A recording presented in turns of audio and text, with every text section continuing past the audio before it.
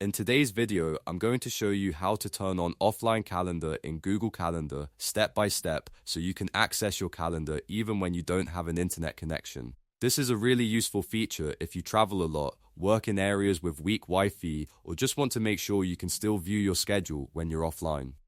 If this tutorial helps, make sure to hit the like button and subscribe for more simple Google Calendar tips and tech tutorials. Let's jump right in. First, open Google Calendar in your browser and make sure you're signed in to the correct Google account.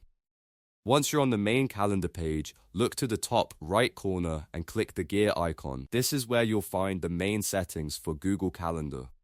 After you click the gear icon, a menu will appear. From that menu, click Settings. This will take you into the full Google Calendar settings page where you can customize different features and options for your account. Now on the left side of the settings page, you'll see a menu with different sections under General. Scroll through that left-hand menu until you find Offline, then click it. This section controls whether Google Calendar can be used without an internet connection. Once you open the offline settings, you should see an option that says Turn on Offline Calendar. Go ahead and enable that option. Google Calendar may take a moment to prepare offline access, so give it a few seconds while it finishes setting things up in the background.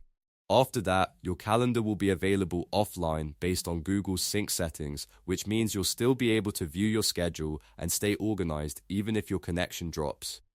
And that's it, you've now turned on offline calendar in Google Calendar. If this video helped you out, please like the video, subscribe to the channel, and leave a comment if you want to see more Google Calendar tutorials.